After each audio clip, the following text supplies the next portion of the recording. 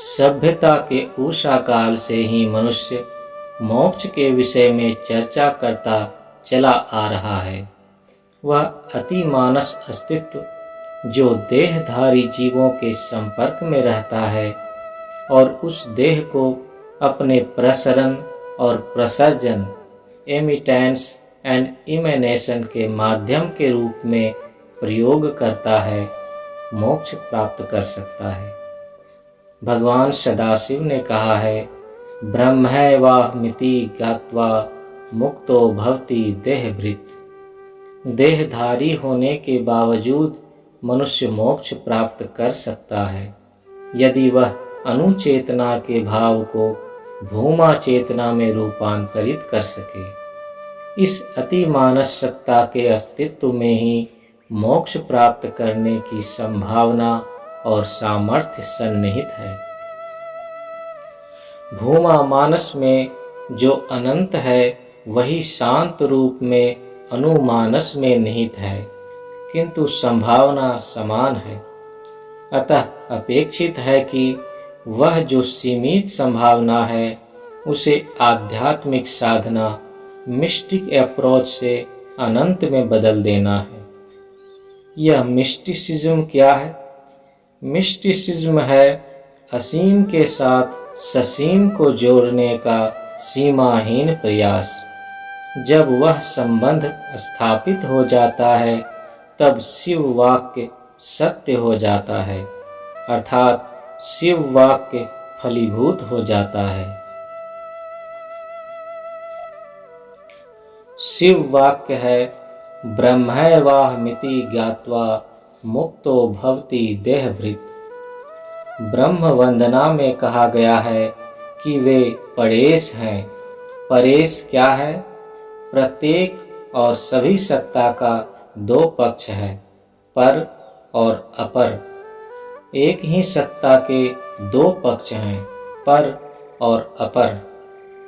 दृष्ट पक्ष कर्म पक्ष अपर है और दृष्टा पक्ष पर है।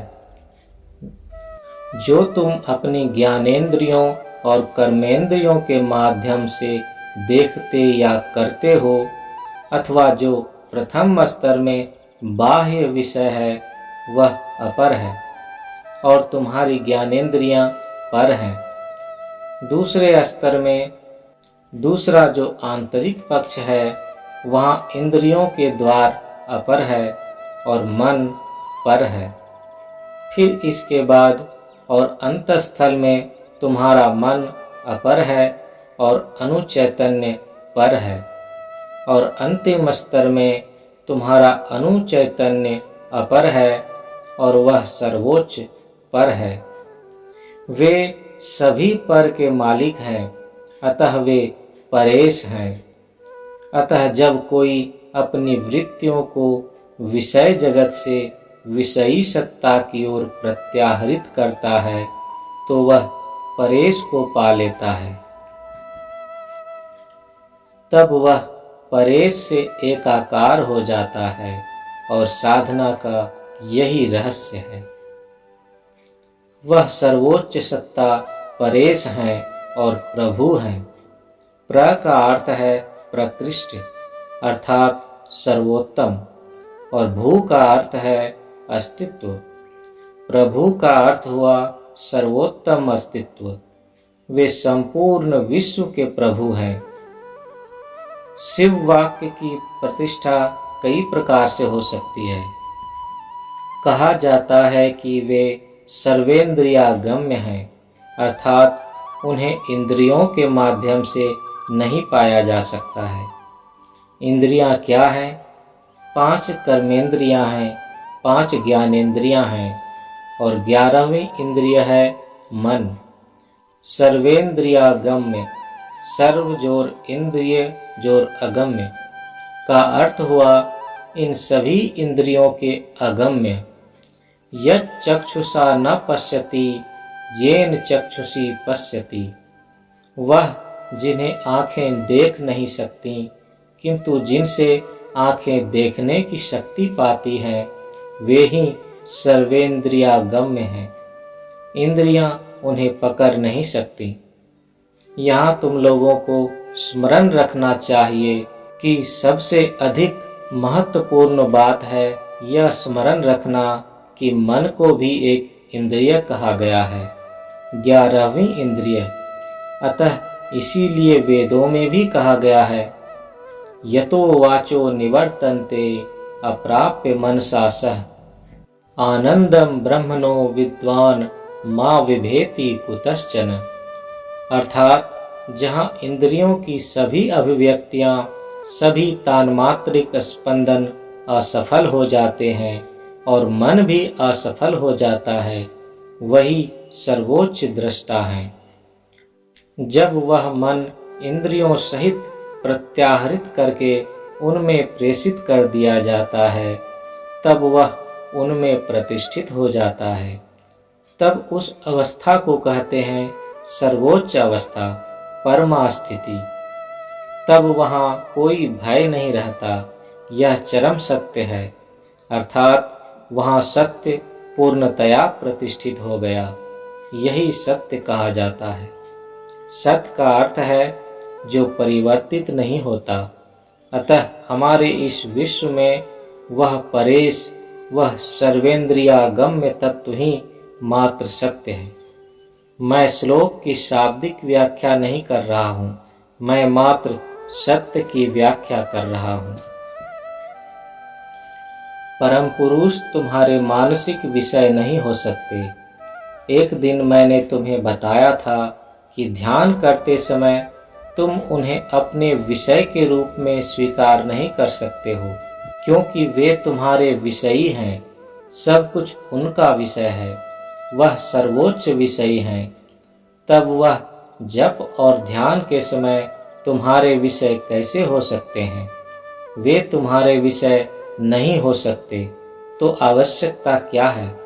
और यहीं वह माधुर्य भी सन्निहित है कि जब तुम जप और ध्यान करते हो तो सोचो कि वे तुम्हें देख रहे हैं, तुम उनके विषय हो। यह बात तुम्हें सदा जप और ध्यान करते समय स्मरण रखनी होगी। यही विचार विशेष्य है, यही मूल तत्व है। वे अचिंत्य हैं, तुम उनके चिंत्य हो।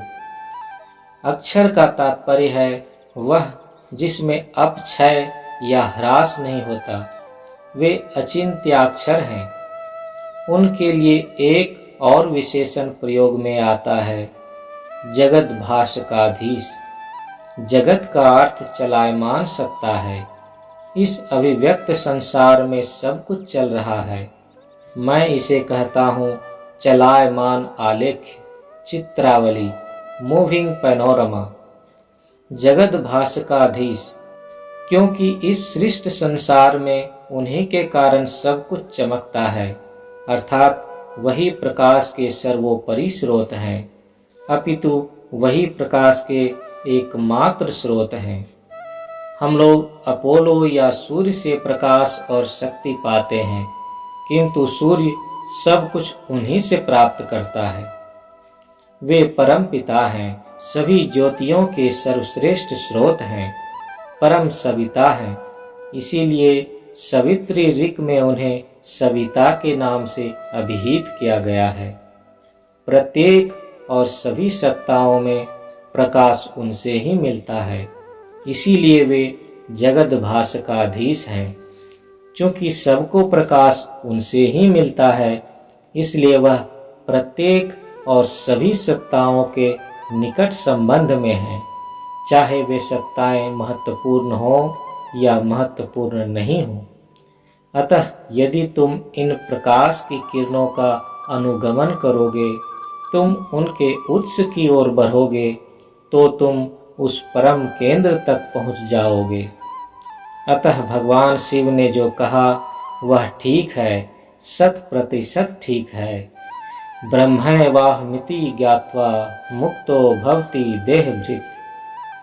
अतः प्रकाश किरणों की विपरीत धारा में चलकर जब साधक उनके मूल स्रोत पर पहुंच जाता है, तब वह अनुभव करता है कि मूलतः ब्रह्म ही है। इस अध्यात्म पथ को पकड़कर चलने से मुक्तो भवति देहभृत्, वह परामानसिक अस्तित्व जिसने प्रथमतः समीपस्थ देह यंत्र स्वीकार किया है, अपने प्रसरण और प्रसर्जन एमिटेंस एंड इमेनेशन के लिए वह अंततः मोक्ष पद प्राप्त कर लेता है। शिव वाक्य सत्य था, शिव वाक्य सत्य है और शिव वाक्य सदा सर्वदा के लिए सत्य रहेगा। श्री श्री आनंद मूर्ति, पटना, 15 सितंबर 1978।